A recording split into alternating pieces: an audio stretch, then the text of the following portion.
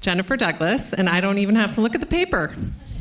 This is my younger sister, 11 years younger than me, and so we kind of nicknamed her growing up the prodigal daughter. Somebody asked her husband, she's the one with the two little kids here, the two cute little kids, so if you hear them. Somebody asked him which sister he was married to when he was with me, and he goes, the prodigal.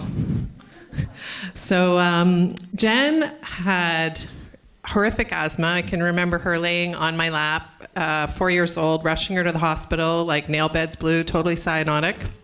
So her journey and her chapter is about that, but, very triumphant. Two-time team captain, UCLA. I'm sure I remember in there that was the only time UCLA beat Stanford, too.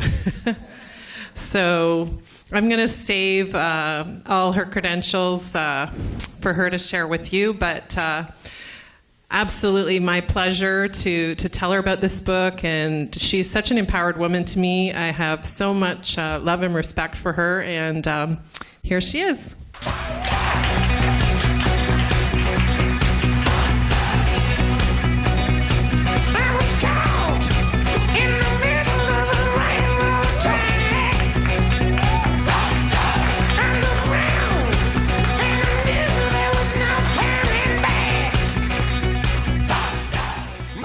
So I swam competitively for over 15 years, and on occasions, if you qualified for a final at the national championship, you got to march out to a certain song. And they would always pick the song for you, and I never got to march out to that song. They always played Thunderstruck for like the awesome male sprinters, and I just always thought it was such a kick-ass song. So when I got to choose that, I feel like I can die happy now that I got to march out to that song. So before I start, I just want to actually wish my husband Rob a happy birthday, because there's nothing like having a birthday and having your wife say, "Can you take care of our two small kids like all day?" And come and support me at a book launch on your birthday. So thank you, honey, for coming. And that's my son crying, but, I really wanted my kids here. So, and also a big thank you to Randy and Jenny and Gordon for including me in this book, and for just helping me keep on a word count. Some of us have issues with word counts. Jenny for helping me to bring my words to life, from what were just words on a page to a story that hopefully can really connect with people. And to Gordon for all of your countless hours spent. All of you guys have helped all of us achieve a huge milestone. And congratulations to all my fellow co-authors. Every one of you has an incredible story. So my story was actually, the one I chose started as a very young child, as my sister alluded to. And I chose this as my story simply because there's a lot of us have multiple stories that we can share and that we can connect to others with, but this is a story that I think has shaped most of my life. These experiences started as such a young child, and taking what I've learned from that, I think has every single decision that I make as an adult goes back to what started as a young child. As my sister Lisa was alluding to, very, very severe asthma.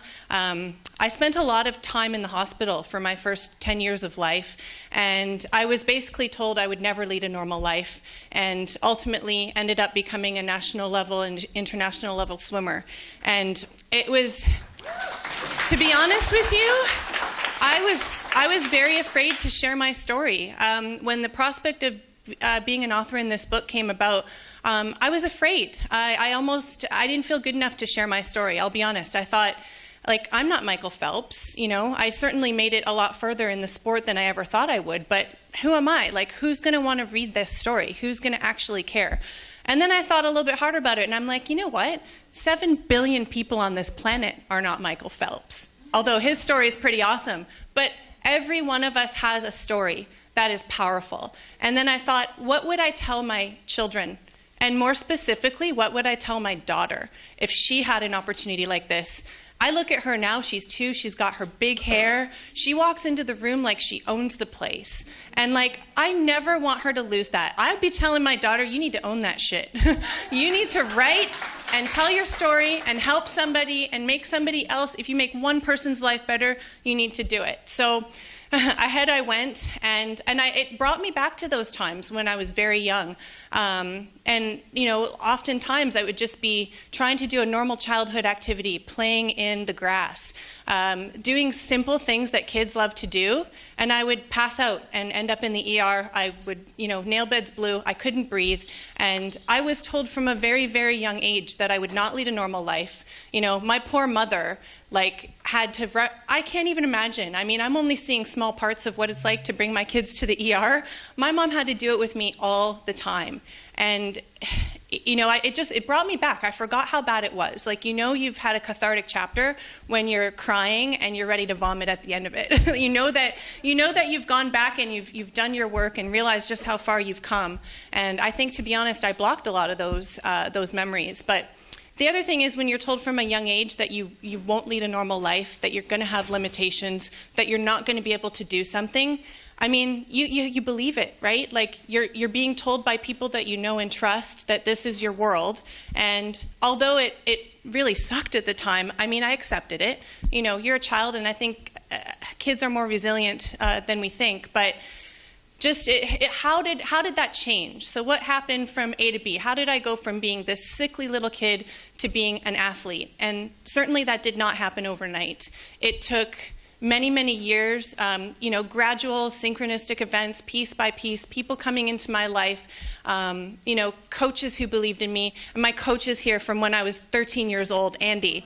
I mean, how awesome is that? So you've got, you can attribute, I believe firmly, that any success that you've ever had in your life can always be attributed to other people that you're surrounded by.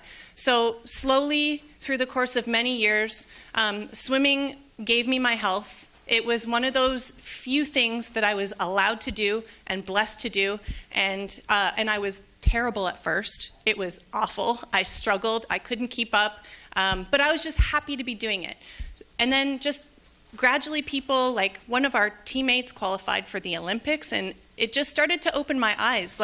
Wow, I was surrounded by excellence. And if nothing else, the sport really taught me that you need to take delight and be inspired by the excellence of others. Because once you start to be truly happy for other people when they do something spectacular, you start to believe that you can do it yourself. And over the years, just every time a new milestone was achieved, success fuels motivation.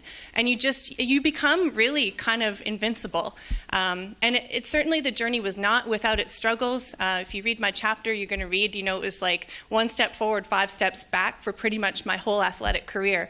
But it was definitely going from that kid who was told that I wouldn't be normal. I was able to compete in 3 Olympic trials. I was able to swim on the Canadian national team. I was able to earn a scholarship to UCLA. I mean, I would have been just happy to play in the grass, I would have been just happy to be a normal kid and do those things that I was never able to do as a kid. But I look back and I think I'm so grateful for everything that the sport has taught me and all of the mentors that I've ever had in my life, because you really can't do it without a support system. My chapter is called The Gift of Adversity. And the reason why I called it a gift is because I think I'm really lucky as an adult that I struggled so much with my health as a child, because although I'm not a stress-free person, I certainly fall prey and victim to the things that can stress us in our day-to-day lives as adults. But I always go back to, am I healthy? Do I have my health? Yes. Am I breathing the air? Yes. Do I have my loved ones? Yes. So if it's a financial trouble, or if it's work-related stress, or if it's anything that can just get me bogged down on a day-to-day basis, I always go back to, do I have my health?